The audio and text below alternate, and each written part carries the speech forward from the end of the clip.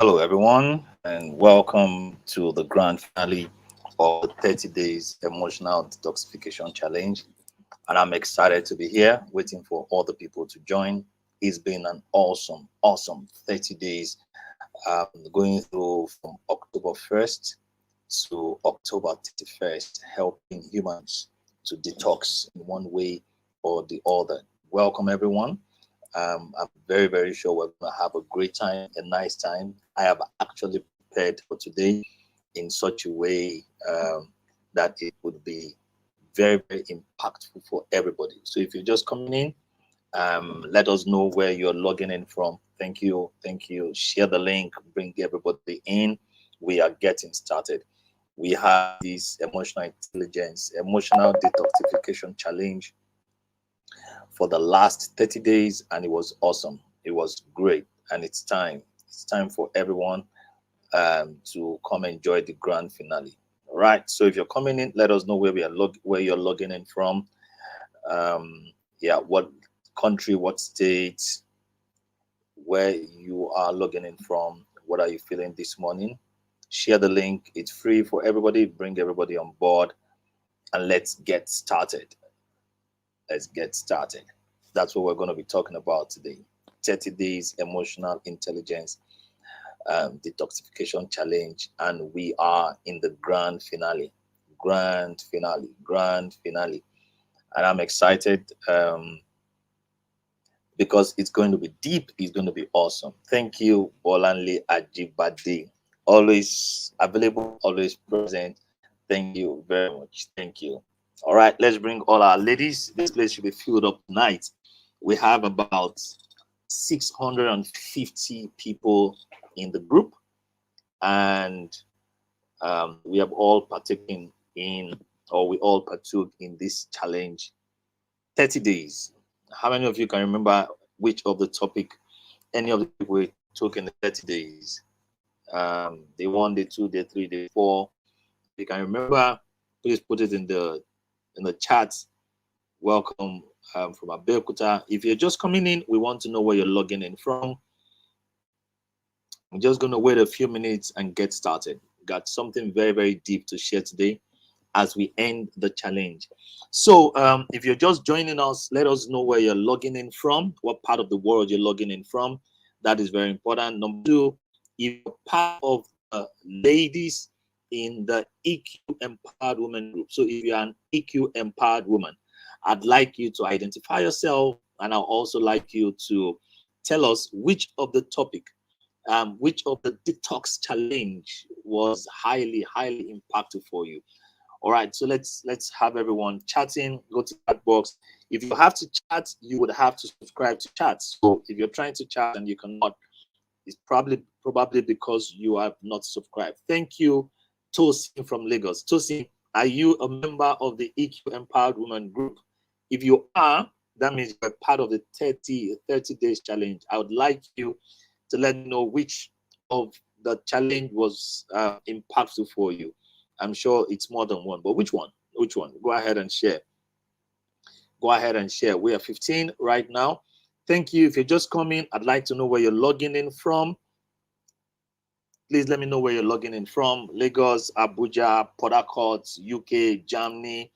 We have people from different part of the world in that group. So, and if you are a member of the group, please identify yourself. Come on, encourage me. Identify yourself. Say, I am a member of the EQ Empowered Women group. All right. Ekama, thank you. Ekama Sunshine, you're logging in from Uyo. Thank you. Grace, you're logging in from Canada. Grace, are you a member of the EQ Empowered Women? Ekama, are you a member of the group? If you are, I'd like to know that you are. I would also like to know which of the challenge was highly impactful for you. Thank you, Coach Ogechi, for coming on board. You had your session yesterday. It was awesome. It was great. It was like a preparatory ground for this session. Thank you. All right. What is the time now? It's we are 4 minutes into 7:30. I'm just going to wait a few minutes and then we will get started.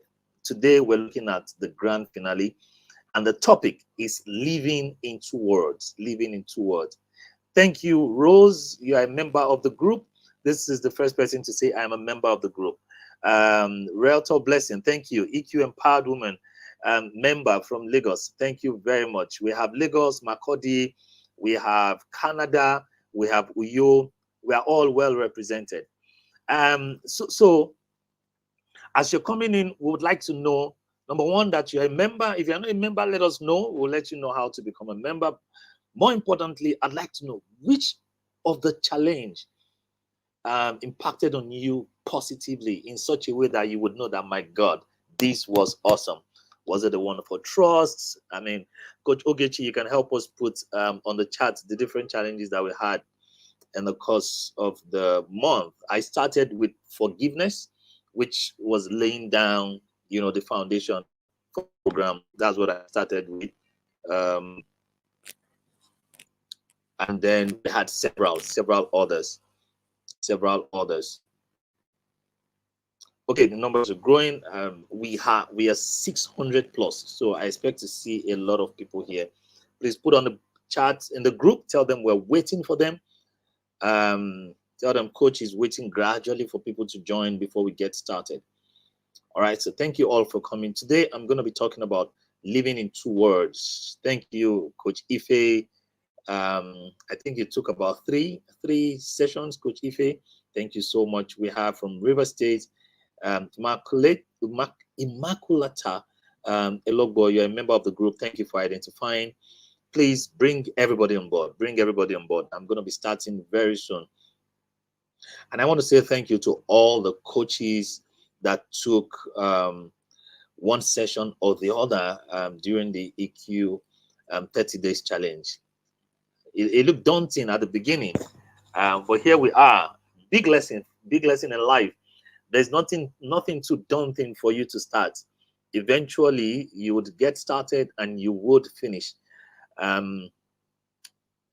Yeah, Rosie's, the session on trust was an eye-opener for you. Great. The session on trust was an eye-opener for you. That's from Rose. The session on trust was an eye-opener. It was really enlightening. Thank you very much, Rose. Thank you. We have Bola in-house now. You're a member of the EQ Empowered group. Thank you, Bola. All right. I'm watching my time. I'm going to be starting at exactly 10 minutes into the session. That will be 7:40.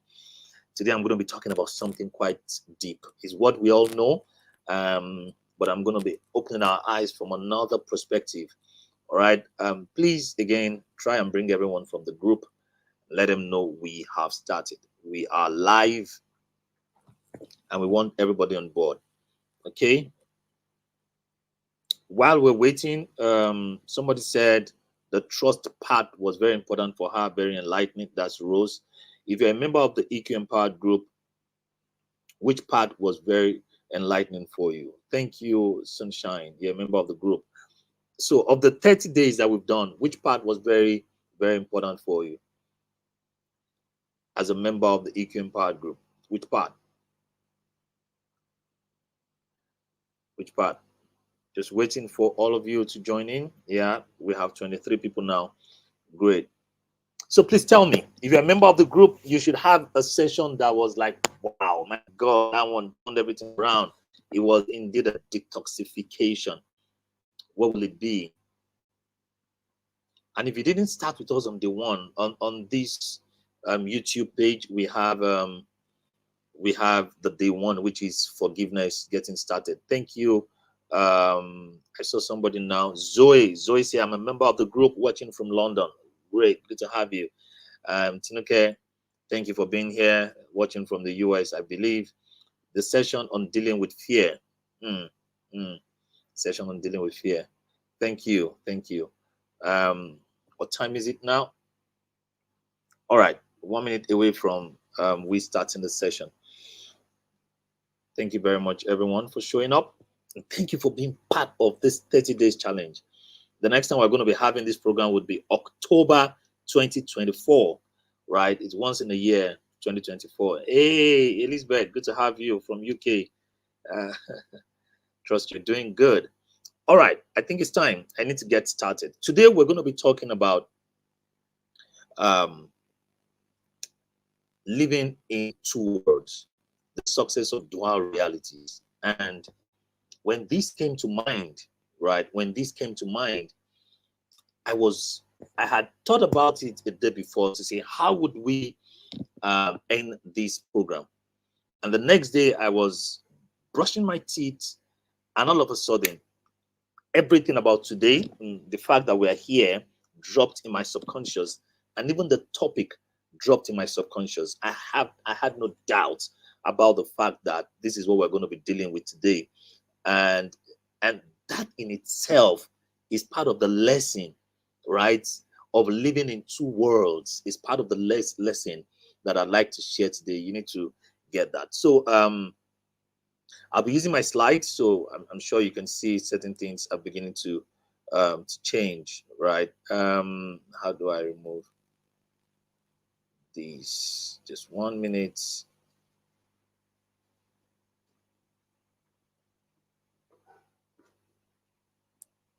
Okay, I'm trying to remove that so that we can have the slide. Just a minute, help, just a technical stuff that I'm dealing with here. So which one is that? Rose. Sure.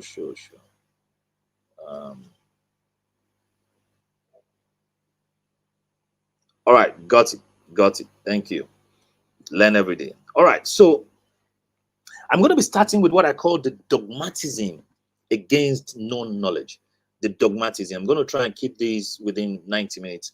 The dogmatism against known knowledge. What does that mean?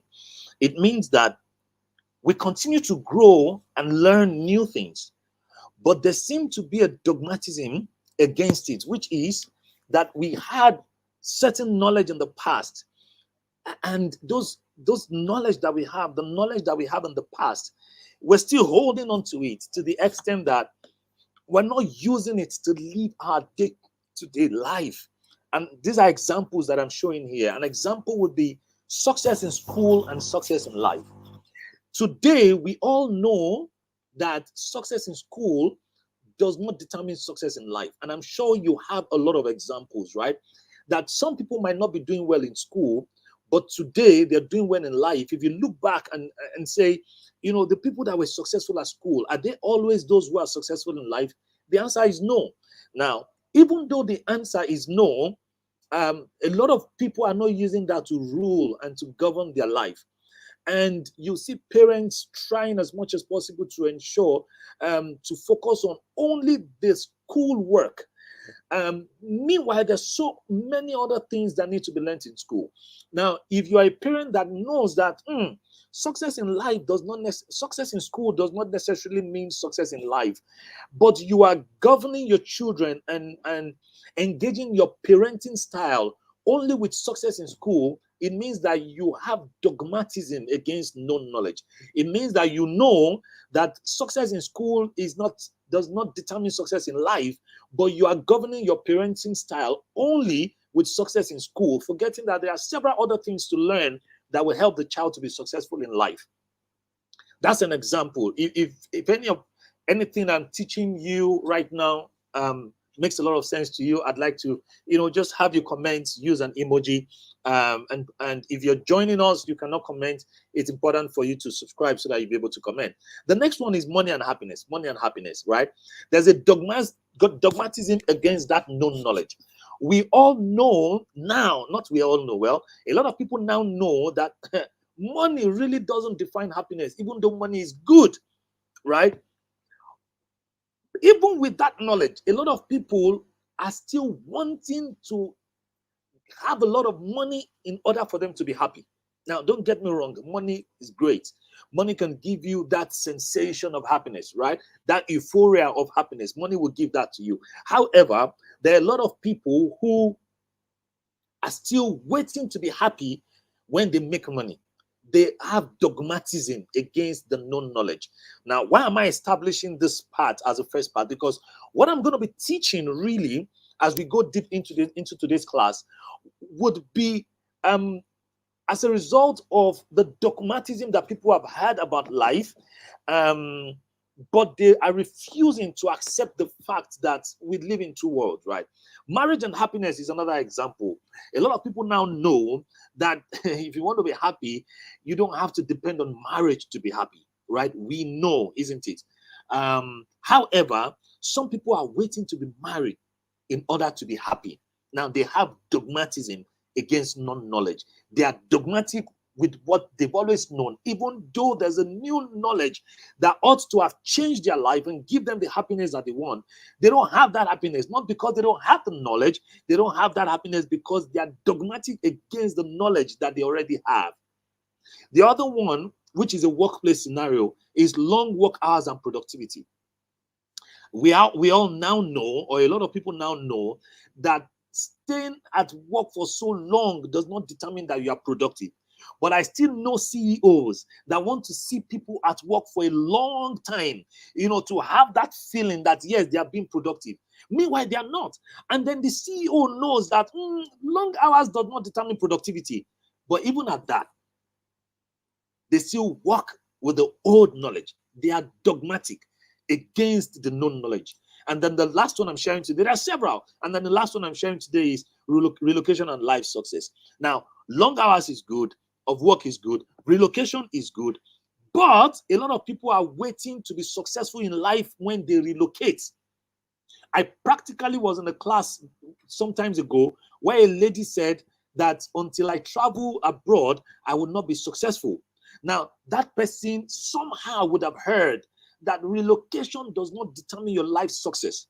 But that person is dogmatic against that knowledge, meaning the person is refusing to accept that knowledge and find success while they have not relocated. Like some people are looking for productivity from long work hours, which is not the truth. Or people are looking for happiness from marriage, which is not necessarily the truth. Or people are looking for happiness from money, or people are looking for success in life as a result of success in school.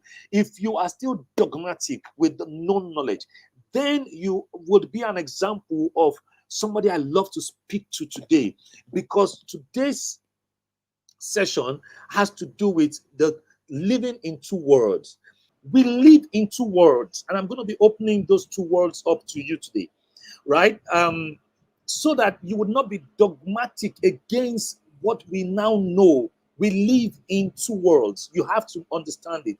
How do I know? There is the physical and there is the metaphysical world. There is the physical and there is the metaphysical world. What do I mean? There is the world where there's tangible material, where we can see, we can touch, we can smell, we can interact. It is governed by physics, right? Something you can observe and sense. We live in that world, the world where we can use our eyes, our ears, our hand, our taste. There's such a world, and that's the world we live in. I'm touching my laptops. You're seeing me now. This is the physical world, but we live inside the metaphysical world.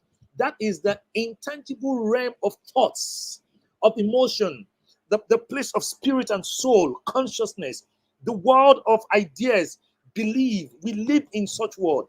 Now, I am saying all of this. If you relate it with what I've said before, you don't have to be dogmatic about this. You need to wake up and come to realization that we live in this world. We live in an objective and subjective world, two worlds. Objectively, the external reality, independent of our perception, there is a world that we can see. It is factual, right? You can measure with data. It is a universal truth, right? There is phone. There is air condition. There is life. There is mountain. There's water. There's sea. Very objective. Everybody would know that is it. But we also live in a subjective world. That world that is shaped by our internal experience, our emotional biases, right? That is unique to us as individuals. Now, when you stand in front of water, or you stand in front of a mountain, or you hold a phone, or you stand in front of a house, or you enter into your office, although you are living in the physical objective world where everybody sees that this is a table objectively, everybody sees that this is a phone objectively, everybody relates with the customer, that is the customer objectively. At that time, we call it parallel universe. at that time, we are also living in a subjective world at the same time. And so we are governed by parallel universe where two things are happening at the same time. It is a reality that we all have to wake up to now. It is the reality that is making us do all the work that we did for 30 days in the group. It is a reality. Objective world and subjective world. We live in the conscious world and the unconscious world. And we live inside this world on a parallel level. We live in the when where there's active awareness. You know you are aware of something. You know what you're thinking about, right? Something just pressed your hand. You are the only one that knows. You are conscious of it. It is a known experience. That is there. We also live at the same time in an unconscious world where there's a deeper realm of memories, of trauma, of desire. And so while you can feel a pain at a surface level, you can still be feeling that pain at a trauma level. You can still be feeling that pain at a deeper level. Only you are conscious of the pain at a light level, of the thoughts around the pain, of the experience. But you are also at the same time living in a deeper realm to that pain, right? Without direct awareness. And that's why it's unconscious. It's direct, indirect awareness. But you're living at those two worlds at the same time. Class, we live in two worlds. We live in the seen world and we live in an unseen world. I'm talking about the same thing. I'm just using different languages and different lingos, different words to explain to you. Please help us bring our ladies here that are not here. We're just 31 as compared to the numbers that we have, right? And so the seen world is everything visible to us. We live in that world, right? But we also live in an unseen world. Hidden energies, right? Influencing everything that we're doing that cannot be seen with the naked eye. This is a reality. We live in these two worlds. It's a reality. There's parallel engagement going on, and we have to come to that reality. For you to be able to get the best out of life, to be able to live life successfully, you have to wake up and know that I am living in these two worlds. We live in the temporal world and the eternal world. And temporal means that there's transcendence of real time. There's a beginning and the end. There's yesterday and there's today. You know, we live in that world. I want to start something, a certification. I've started reading. I'm going to end. I'm doing a doctorate. I know I started some years ago. I'm going to end in 2025. You know, that's a temporal world. But we also live in an eternal world where time is not available, right? Where there's soul and spirit, it exists beyond time, right? And that's why sometimes you can be with a loved one and you are experiencing timelessness because time does not matter at that time. You're not even thinking about it. We live in those two realms at the same time.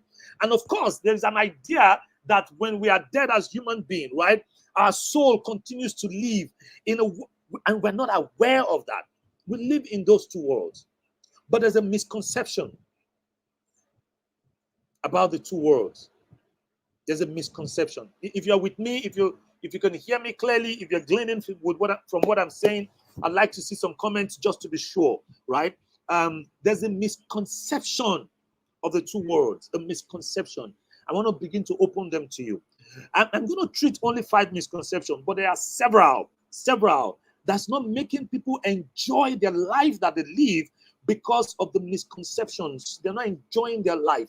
The first one is that the physical world is the real world. And that's very cheap to understand. That the physical world is the real world. That's a misconception. That's a misconception. If you look deep into life, right, and follow through with what I'm saying, you would realize that no. There's more to life than the physical world. There's more. And I'll give you examples, right? So rather than think that the physical world is the real world, you need to understand that there's more to the physical world than the world that we live in. So Whereas there is internal and external world, both worlds are real. Both worlds are real. Like they are very, very real. Very, very real. You need to come to a realization that the physical world is not just the real world. No, there is the internal world, and it is a world in itself. Like it is a world on its own. How do I know? What are the evidences? Number one, we have subjective experiences, which are very fundamental. So a subjective experience can be seeing something in the physical world, but from your internal world, you are not aligned with that thing. You're not aligned with it, right? That is an evidence, right? I can see it. I can see it. That's a house, but subjective, from a subjective experience, that's not the house. That's not the house I was talking about.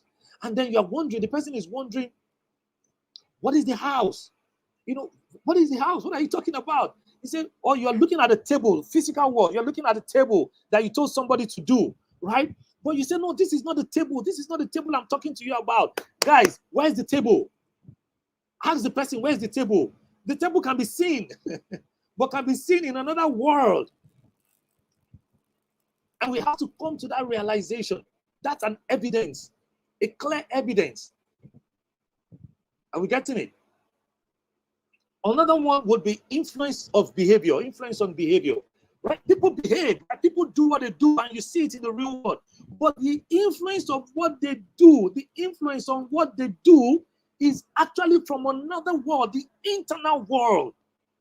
So if you think that the behavior only is what is happening, because that's what you can see in the real world, then you are getting it wrong, because there's more going on.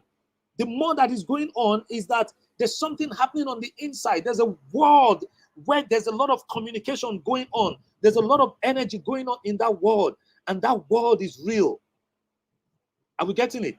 So we cannot just neglect it like that. It is real. Another evidence is neurological evidence. Neurological evidence. And science will tell you, right? Science will tell you that there are examples of, in science, there are examples that are showing us that even though you can see stuff, what is happening in the brain, is more powerful, and you cannot see it. It's not physical, right?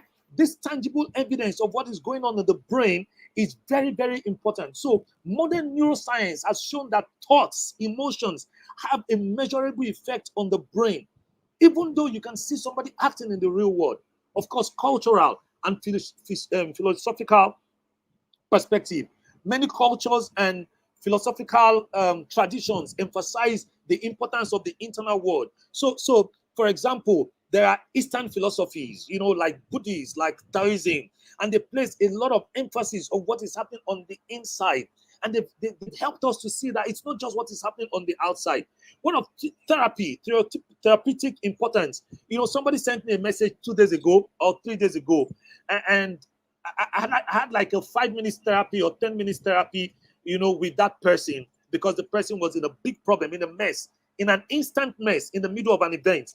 1 month after, the person came to me, and the person said to me that, Coach, everything you told me to do gave me peace. I was able to sleep for days. Now, sleep is something you can see, right? And the person was enjoying peace, and the event was going well. But because I touched something inside, something on the outside started to work well. It means that there's a real life on the inside, right? And of course, existence of the intangibles. We all know that there are intangible things, isn't it? There's love. Love is real, and people are in love, but love cannot be seen, right? It is not physical. So that means there's a place where love exists, right? Morality cannot be seen. You cannot touch it, but it exists, isn't it? Energy like magnetism and all of that, they cannot be seen. But with love that cannot be seen, we interact as humans that are in love. So the physical world that we interact with is actually propelled by something that is inside, internal world. That's the first misconception. The second misconception is that external success equates internal happiness. External success equates internal happiness. And that's not true. That's not true, right? That's a misconception.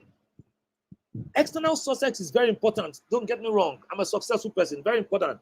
But it does not guarantee internal happiness. How do I know? There are evidences. There are two things going on. Why? Temporal elation, temporary elation cannot give lasting happiness. Achieving a goal, and that's where the big problem is, a goal.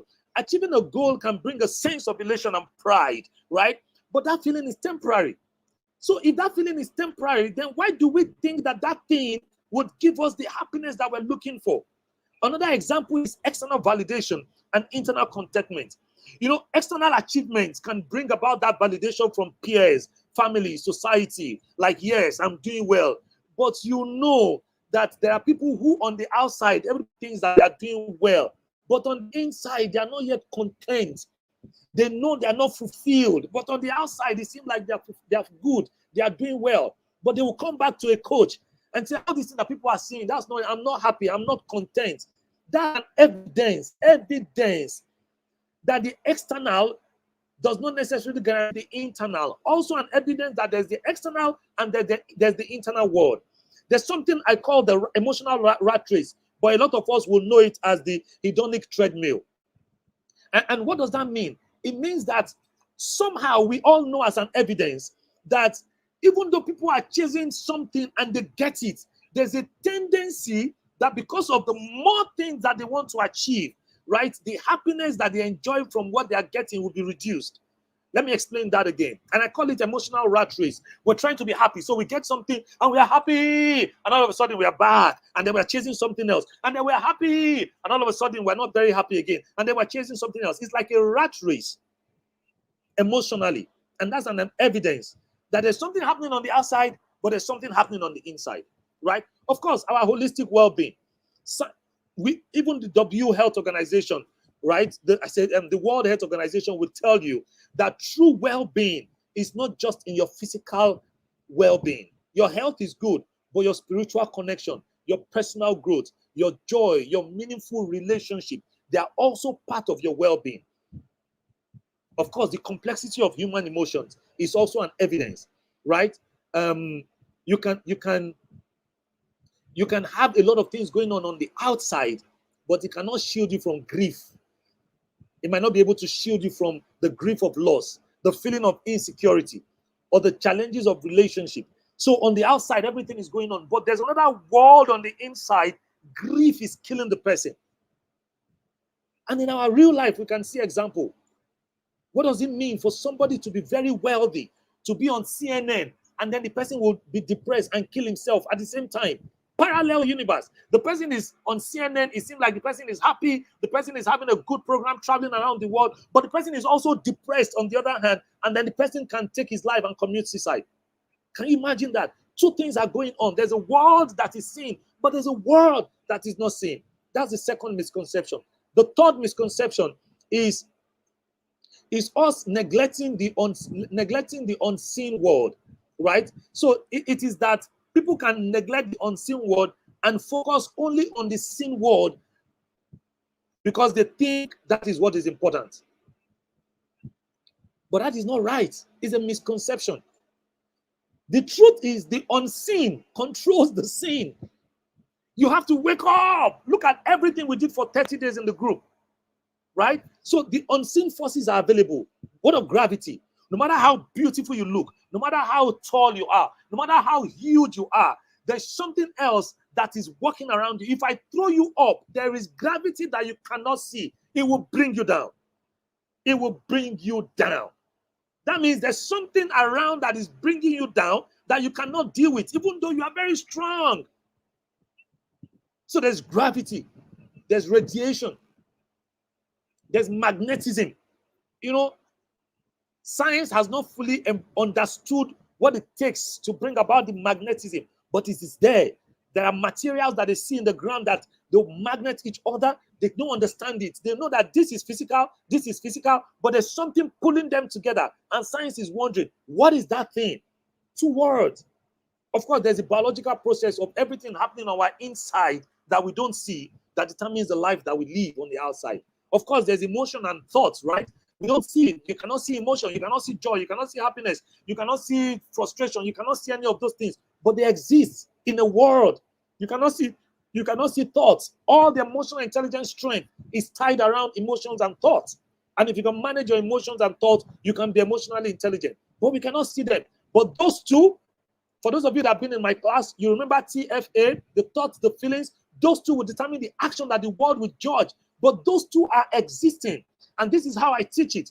If you don't realize and come to awareness of your emotions, of your thoughts that is influencing your emotions, and then you act and the world judges your action, then you will not practice emotional intelligence. And so when you look at triggers and action, in between the two, there are things that eyes cannot see. And those things that the eyes cannot see are governing what the eyes can see. If you're with me, please let me know. Let me know that you're with me.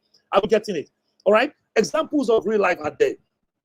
So that's the third misconception. Spiritual beliefs are there. People believe that there's God. They relate with that God. There's a bigger being that we are relating with, but we cannot see. But it's a world. There's a world. There's communication going on with that God. There's communication. There's so much happening with that God, but we cannot see. But there's a world where we can see. Sometimes the result of what is happening with the relationship with that God. Are we getting it? It's a misconception that only the seen is the real life. No, there is the unseen. And there are several examples. Misconception 4, that only the rational, logic mind is valuable. And that's why you see some people, they say, you know what, let's be rational, let's be logical. And they think that that's all there is. No, there is more.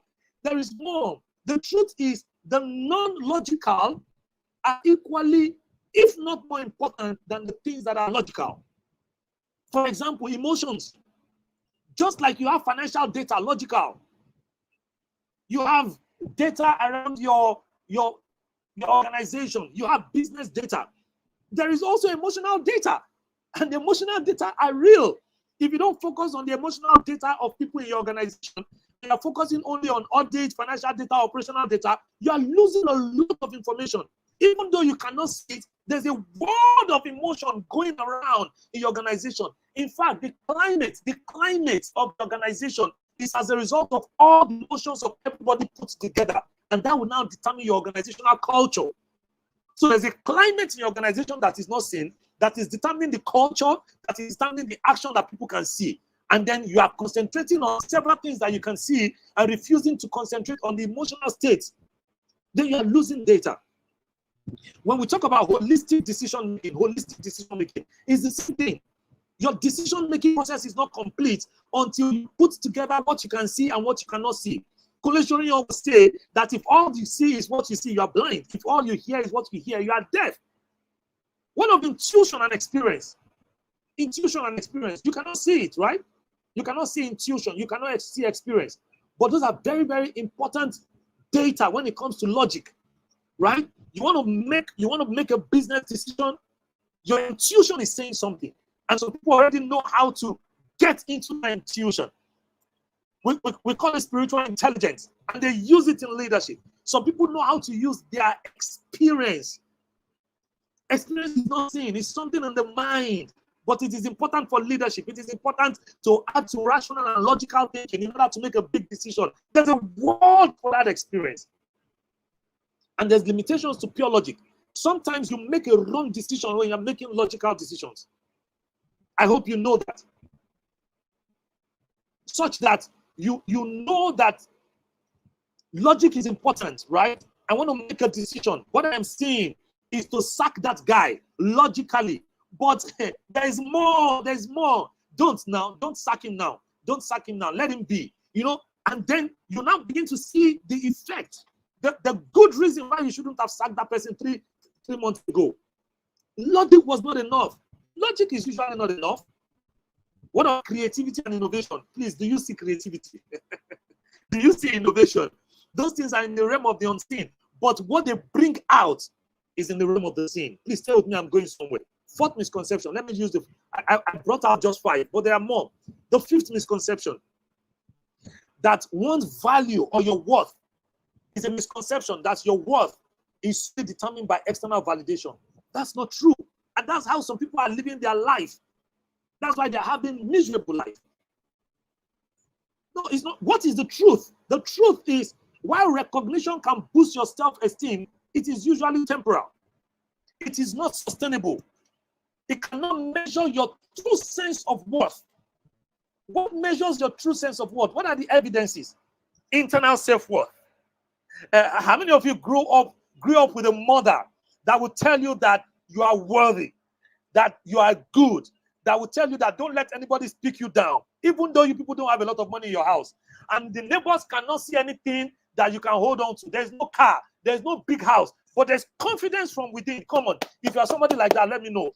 There's confidence from within. You know that your self-worth is high. You know that there's nothing wrong with you. You know that you are not small. You know that you are not weak, even though on the outside there's nothing showing. It means that there's a lot going on the inside. You are living in a world on the inside that the external world cannot validate. Is someone with me here? I am such person. My mother built such person in me. So our external world, there's no way it can validate what is happening on our inside. We are confident on the inside. We are so big on the inside. We are so brave on the inside. We are not beaten by anything that is happening around us. So our external is a world, but the internal is also a world. It's also a word. From time to time, I need to be sure that you guys can hear me, right? So a little emoji here and there, is very important. And if you want to chat and you cannot chat, please, can you subscribe? I mean, your subscription is important for us to continue to grow, right? So that we can bring in more people and all of that. The next one is external validation is subjective. How many of you know that? What they call, and somebody can give me an example. No example comes to mind now. What other people think that, oh, wow, is great. Oh, lovely stuff. In one part of the world, in another part of the world, it doesn't mean anything. Can somebody give me an example like that? That's external validation. It's subjective. That means external validation does not determine your self-worth, right? What one set of people think is very important, right? For example, you are a chief in your country, and you get to another country, nobody knows you. How many of you have seen our governors? Perfect example. Our governors using siren and using motorcade, and they are very valuable. But when they cross to the US, they are entering train.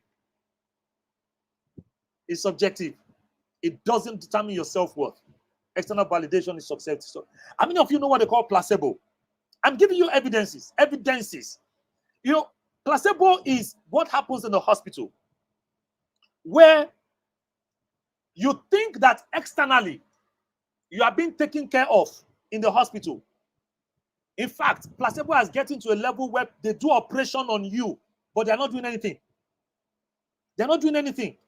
And they are doing operation. In fact, sometimes they cut people open, but they're not doing anything. Because they know that you place a lot of value on the care. There are big lights everywhere. The doctor are wearing suits. And that will help you to find peace and you will get healthy. No. There's a world where they are just doing mannerism. But there's another world on your inside that is determining your health. So you leave the hospital and you say, wow, those doctors did a good job. They didn't do anything. They didn't do anything. They just toyed with your internal world because they know that you place a big value on the external world than the internal world. You didn't need to pay that money. They didn't need to do all of those stress. They needed to just speak to your internal world and you would have been fine. But the misconception is that we place a lot of values on our external world. And so the doctors use the external world to help us to cure what is on the inside. We live in two worlds, guys. We live in two worlds. You have to be awake in the two. Temporary boost versus lasting fulfillment. Sometimes something happens in our life and it's like, wow, but it doesn't last. Why doesn't it last? The thing is still there. For example, you buy a car and then, wow, you are feeling worthy. You drive to places, you allow people see you before you come down and it is giving you a good feel. You know, you have a car and it's making you feel good. Months after, that car becomes old. You don't have that feeling again, but the car is still there. Externally, it's still available. Internally, it is not available anymore. Externally, it is still available. Internally, it's not available anymore. So that means there are two worlds. There's the world of the external and the world of the internal. The world of the external provided something for the internal, but that thing is still there months after. It doesn't have the power to provide for the internal anymore. Meanwhile, the internal could have created its own boost by itself without depending on the external. And then inner contentment. I'm sure you all know that. No matter what you have on the outside, you still need to be contented on the inside, such that without those things on the outside, you would have still been contented. So what are your real concerns? Let me share with you. What are your real concerns as humans? Your real concerns. The misconception, your real concerns. People think that they are concerned because they've not built a house. No, that's external world perceived concern. The real concern, which is on the internal, is that they believe that property ownership is the sole indicator of success. That's the real concern. That's where the real problem is. Number two, externally, people think that they are concerned because they are not married by a certain age, right? But the real concern is on the internal, such that the day you change that internal, everything will change internally, even though the outside remains. The real concern is that the internalization of societal expectation is leading to the feeling of inadequacy of fears. That's what's going on. And so there's long-term solitude. Number three, people think that their concern is not securing a high-paying job. That they think that's because that's what's happening on the outside. But their real concern on the inside is because they are associating self-worth strictly with professional status, with income, which results in diminished esteem. Those are the real concerns. The day somebody says in this world that don't worry, professional pursuit, high-paying job does not mean anything anymore. No matter what you do with high-paying job, there's enough for people who are not with high-paying job. There's enough. They will live their life. They will eat. They will drink. They will have car. You will see that people will not have concern about high-paying job anymore. Number four, not fitting a certain beauty or standard or body type. People think that's their concern. No, that's the external concern. The real concern is internal. The internalized society beauty norms causing self-doubt on body image issues. That's the real concern. The real concern is not that your body does not fit. The real concern is that some people say you have to be at a certain shape before you are beautiful. That's the real concern. The day the whole world realized that your body shape does not matter. Like I was telling my children some days ago, I was making them understand that height is nothing. Height is nothing in life. You don't need to be tall. And I showed them a lot of short people in the world that are successful. What was I doing? I was beating the idea that height on the outside can determine success. And I made them understand that I'm not a very tall person. And I showed them Oshibajo. I showed them Tinubu in the midst of very tall people. I showed them a lot of successful people in the world, people who are big. And then they realize that height is nothing. I have dealt with their internal, with the real concern. Are we getting it? Inside, they used to think that height is important because they are seeing it on the outside. And I beat it and I'll continue to beat it. Some people think that not having children is a real concern. And while it is important to have children, all of these concerns are important, but they are not the real concern. The real concern is that I'm not going to have any legacy. My name is going to be destroyed. I am not good enough. I am not woman enough. That's the real concern. Some people think that lacking fame and public recognition is their concern. No, the real concern is internal, a deep-seated need for external validation to affirm that you are worthy and you have value. That's their real concern. The real concern is nothing on the outside. The day they realize that lacking of fame and public recognition is nothing to them, that means something has changed in the internal world. I need to pace because of time. Number 7, some people think that what they are suffering from is not having a vast societal circle or frequent invitations to go out. No, that's what they think the problem is. But the real suffering, the real problem is they are equating their personal value with social popularity, leading to feeling of isolation and rejection. So when they are not invited for party, they think that they are not valuable. So they begin to feel isolated and they feel rejected by the world. Whereas it's nothing. So people would have preferred to live in their house and they are fine. They don't even want to go out. You can see where the real concern is. Number 8. Some people think that their real problem is that they don't have gadgets and luxury items. I don't have a big car. That's why I'm suffering. My life is not good. I don't have iPhone. That's what they think the real concern is. Their real concern is not iPhone. It's deep-seated within. They believe that material possession is a direct reflection of personal success or contentment. That's what they think. So people are suffering. People are concerned. They think they are concerned with what is happening on the outside, but they are really concerned with what is dying on the inside. Number 9. People think that their real concern is not achieving life milestones by certain age. I'm at this age, I'm not here. No, that's not the real concern. Their real concern is that society timeline is counting.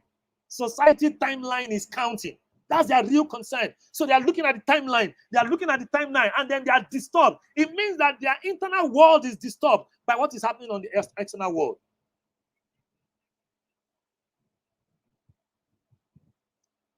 Are you with me?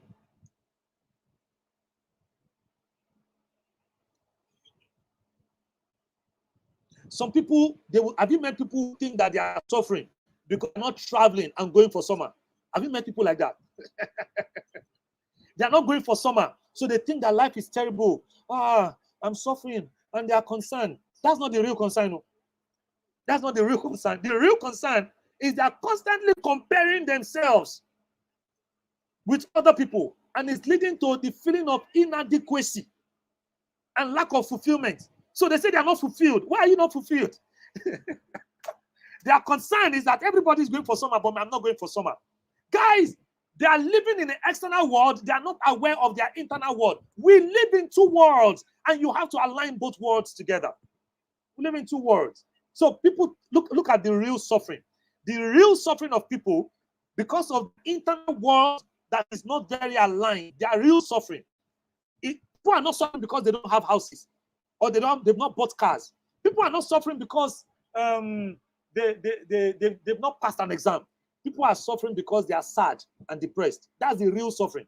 They are anxious and overwhelmed. They have emotional exhaustion and burnout. They have feeling of isolation and loneliness. Those are the reasons why people are suffering. No, people are not suffering because they don't have children. People are not suffering because they're not married. People are not suffering because they don't have. They are suffering because of this emotional state is what making people suffer. Low self-esteem is the real suffering. The real suffering is not because they don't buy phone. Lack of trust, difficulty in trusting others, feeling of hopelessness, existential crisis in their mind, irritability and frustration, imposter syndrome, disconnection with reality, compulsive behaviors, something pushing them from the inside. That's the real suffering of man. Come on, the real suffering of man is not going to enter public transport and you say you are suffering. That's not real suffering. There are people who are entering public transport and they feel glorified. The real suffering is the fear that somebody will see you entering public transport. That fear is taking all over you. That's the real suffering. The real suffering is not the public bus that you're entering. There are people in other parts of the world that are not entering public transport. That public transport is the most important thing for them. They have their cars at home. Car is nothing. When you go into that world, you will not suffer anymore because you're entering public transport. But when you come back to this world where public transport is a shame, right? You begin to suffer fear. The real suffering is not the public transport. It is the fear. It is the real suffering. So you are suffering on the inside. You're not suffering because you don't have a car. Yeah, I know that the car will give you comfort. Don't get me wrong. I don't have one. I have more than one. I know that the car will give you comfort, right? I know that the car is good. But if you are suffering because you don't have it, it's not because of that. Yeah, you can go to stress because you don't have it. But there are people who don't have it and they don't call it suffering. The real suffering is loss of motivation, loss of passion, paralyzing fear, avoidant behavior, hypersensitive criticism, resistant to intimacy. Resistant to intimacy, think of that. Prolonged fatigue, obsessive rumination, overcompensation for people. Those are the real fears, real fears. Why? Because all of this exists in a particular world. The opposite of all of this in another world is that I don't have a car, my job, my company is too far, my salary is not enough. That's what people think they are suffering from. let me repeat this. People think that they're suffering because they are concerned because their boss is wicked. They're concerned because they are not in school yet. No, that's not the real concern. That's not the real suffering. That is happening in a world where you can see. The real suffering is happening in a world where you cannot see. That's the real suffering. Everything on the external can remain, and you can stop suffering on the internal because you decide to go into the world of the internal and solve your problems on the internal. Meanwhile, everything on the external will remain. The real suffering is not on the external, it's on the internal. It's on the internal. So which is the real world, guys? Which is the real world? Is it the internal world that is the real world or the external world? We live in two worlds, guys. Which is the real world? The internal world or the external world? Which is the real world? Let me hear your thoughts, everyone. Let me hear your thoughts. Which is the real world? Thank you, Roses. Thank you, say internal world. Rose said the both. Grace said the internal world. We live in two worlds, man. You have to be awake to the reality. Be conscious of the fact that I live in two worlds. There's parallel universe. You know, the day you have time to talk about that one. See, as I'm sitting here, I'm a teacher right now. But me, I am still sitting here, I'm a father. I am still sitting here, I'm a husband. Just sitting here, I have a client that knows that I'm his coach. And because of what I'm telling him, wherever he is acting because of what I'm telling him.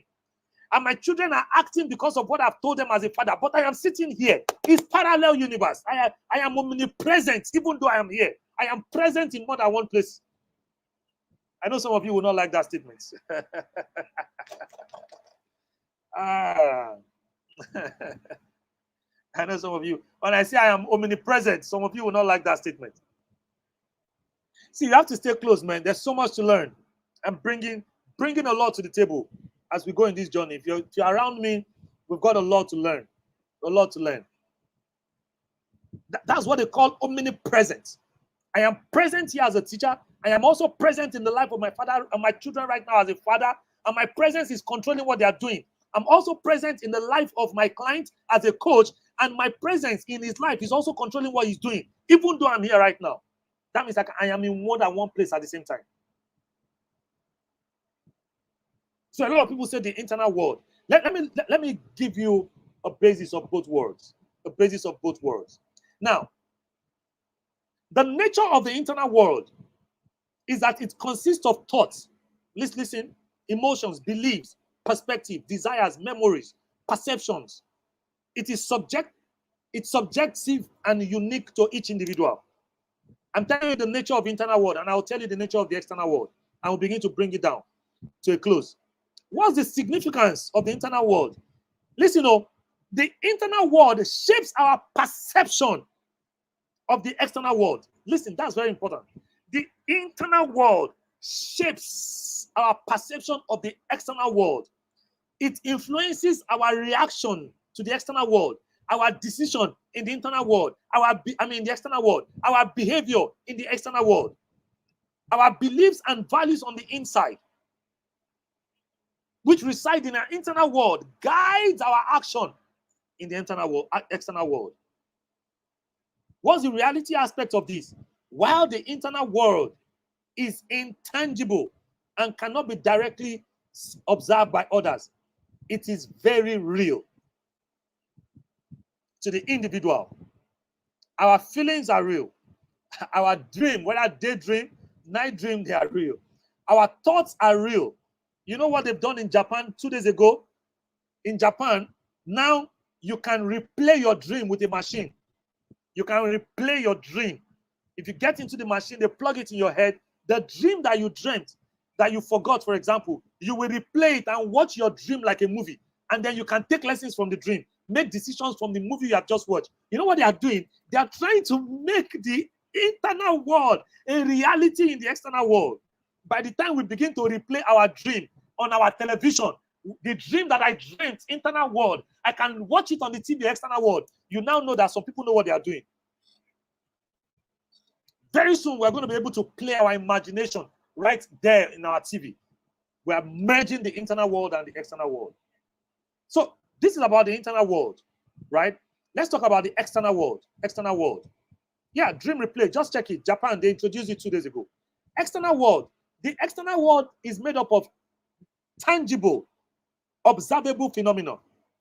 It includes everything on the outside of us. People, objects, events, environment, things that can be seen, right?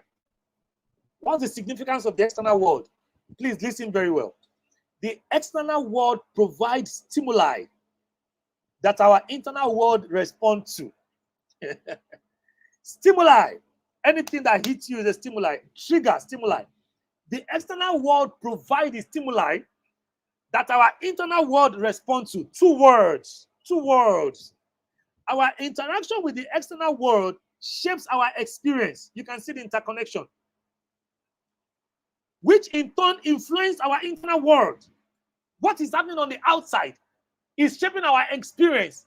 It will now help to influence what is happening on the inside. 2 words. If you don't live differently on 2 words and be aware of what's going on the 2 words, you will lose a lot of things. How many eyes do you have? Have you ever thought about it before? How many eyes do you have? 2 eyes, right? How come you see the things that other people do not see in the eyes of your mind if you have only 2 eyes? You don't have 2 eyes. You have 2 physical eyes, but you have another eye that is not physical. The one that if you close, you are still seeing. You know what it means to close your eyes and you are still seeing?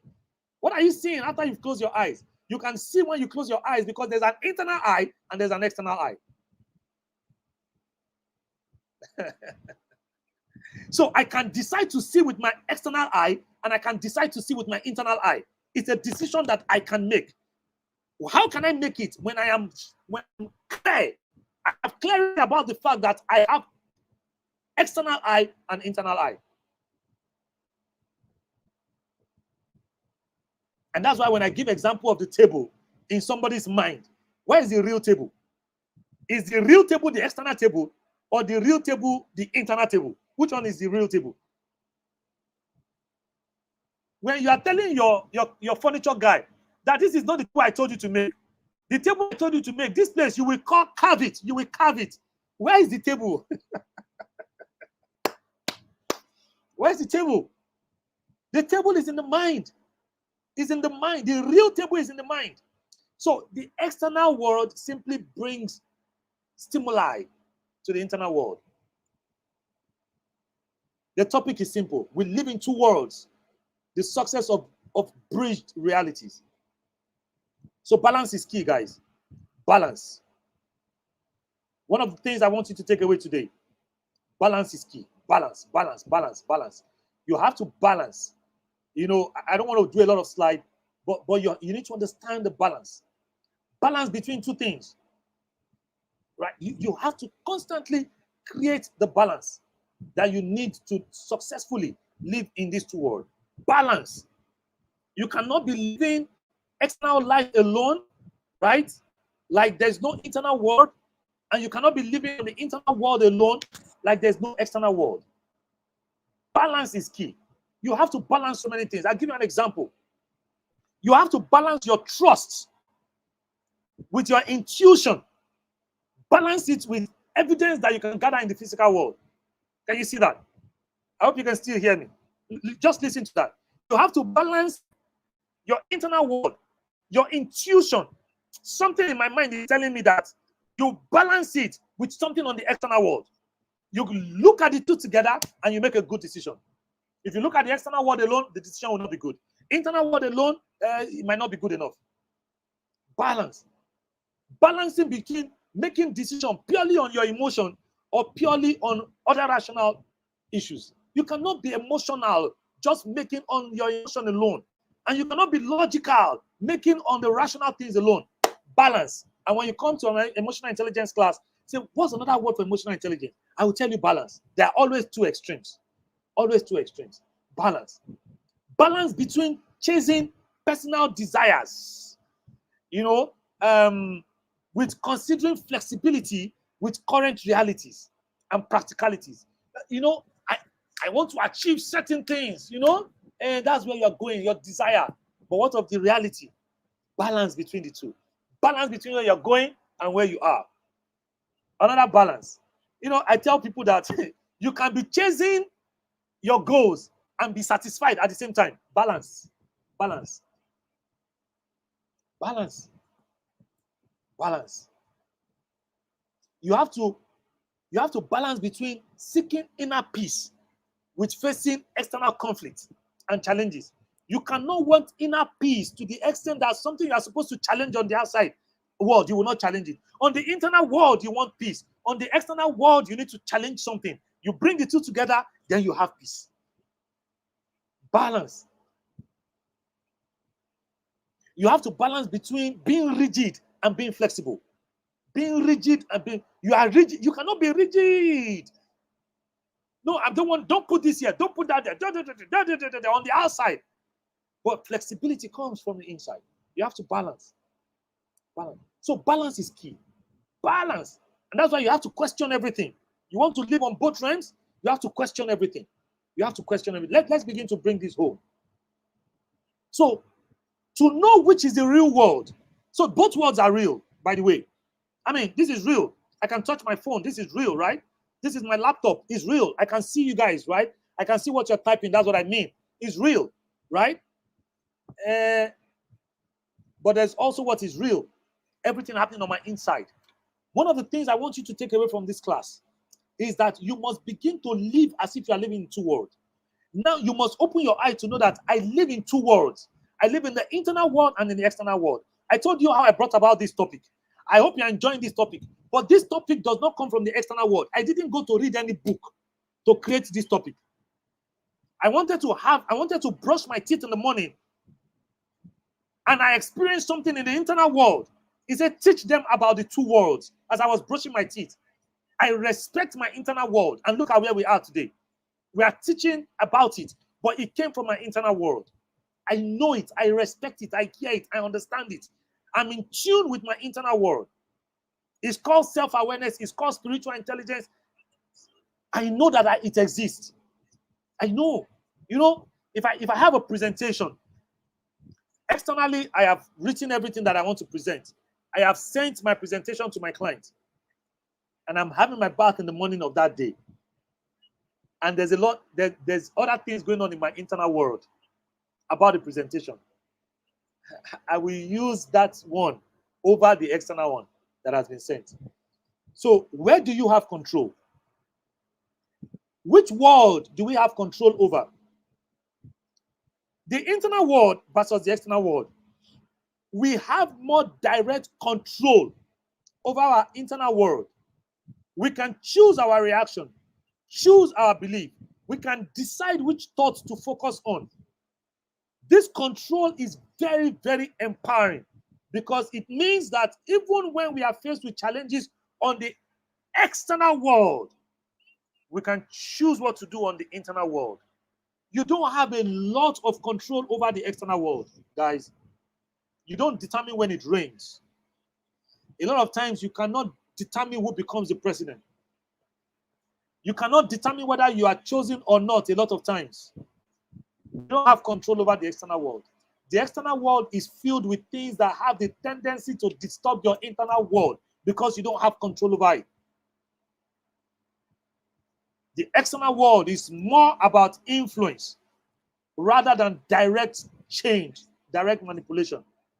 And we can take actions that influences our outcomes on the external world, but we cannot guarantee the results. We cannot guarantee the results. And that's why I teach an emotional intelligence class. If you do something and you want a result, and the result does not come, It is not a choice. It is back to an event. Everything that happens to you is an event. It's on the external.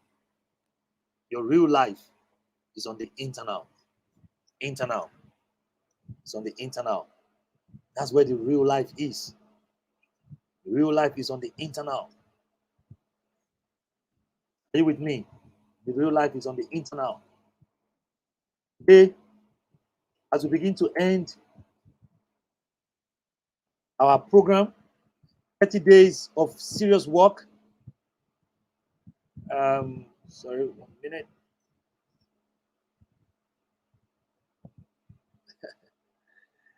As we begin to end it, you need to realize that everything we did in those 30 days is to impact your internal world beyond your external world.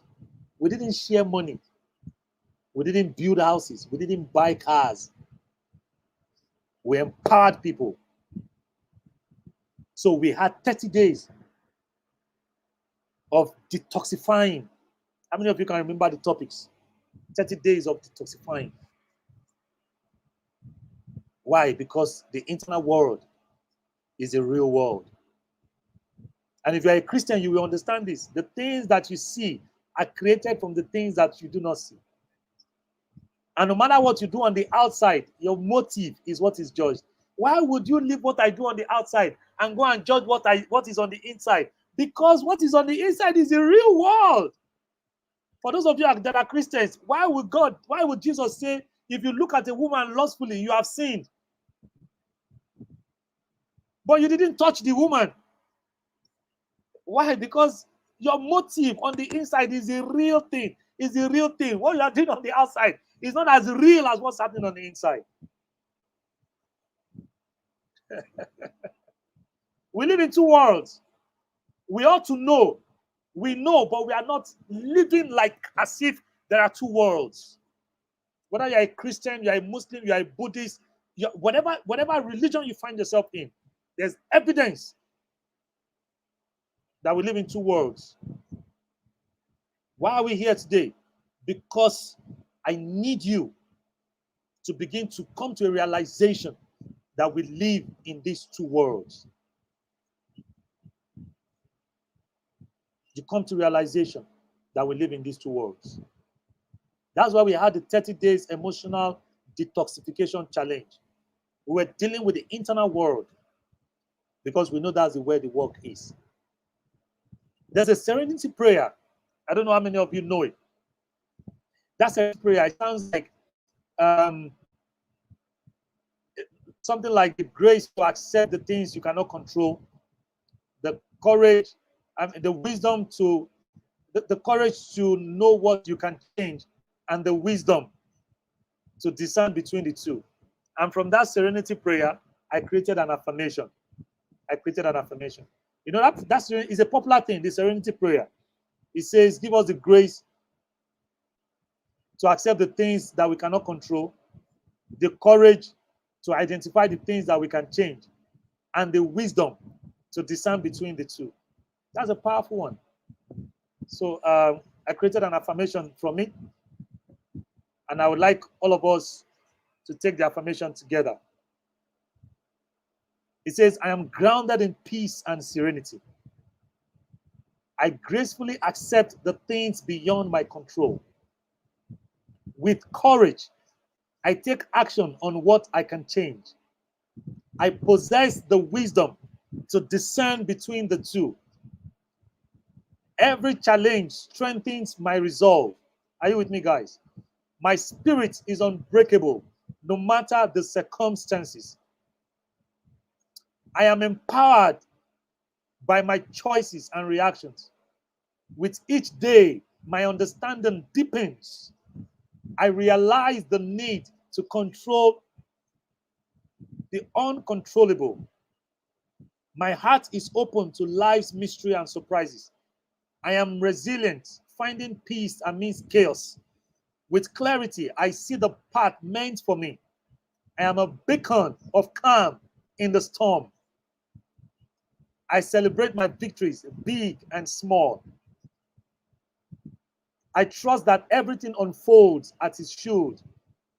I am a vessel of love, understanding, and patience. With gratitude, I accept life's blessings and challenges.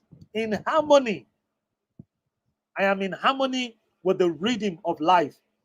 I am the master of my feelings, master of my thoughts, and master of my actions. Thank you very much, everyone, for staying with us and enjoying this program, this powerful program that we've used in ending today's program. I believe that you've learned so many things. Most importantly, I want to welcome you to living in those two worlds and be intentional. Stop living as if the external world is the only world there is. No, there is more to the external world. There's life in the internal world. You sleep in it, you wake in it, you eat in it, you detox in it, you excrete in it, you change in it, you accept in it, you celebrate in it. It's a world, just like you do everything on the outside. Just like you excrete on the outside, you change on the outside, you celebrate on the outside, you sleep on the outside, you do everything, the same thing on the inside. Wake up, friends, wake up, ladies. Wake up, ladies. If you're not a member of the EQ Empowered Women group, somebody can drop the link there. Welcome into that group. That's all we do, to empower women, to mentor women, to practice the skill of emotional intelligence and use it to change their day-to-day life. Thank you very much, everyone. Does anybody have any question before we end the stream? I think we did well with time. Does anybody have any question? Any question before we end the stream? Any question? Any question? Any question? Thank you, thank you, thank you, thank you, thank you. Feel fulfilled. 30 days of greatness. Thank you very much. Thank you. Thank you. Thank you so much, everyone. Thank you. I hope you took a screenshot of the Serenity affirmation that I created. I will, I will try and put that in the group too. Share some of this information. Thank you very much, Auntie Yinka Shenjobi. Thank you for coming. Thank you very much, everyone. Thank you, thank you, thank you. All right. We have to go now. We have to go now. Please go and enjoy your two worlds and understand the one that is very real as compared to one that is not real. There's a big misconception in the world. We have taken what is real as not real and taking what is not real as real. They both exist. Thank you very much, everyone. Enjoy your evening in the remaining part of the week, the remaining part of the year. More programs are coming up. I believe that we will all meet here when we call. Thank you very much, everyone. Thank you. Permit me to take my leave. Thank you very much, everyone. Bye.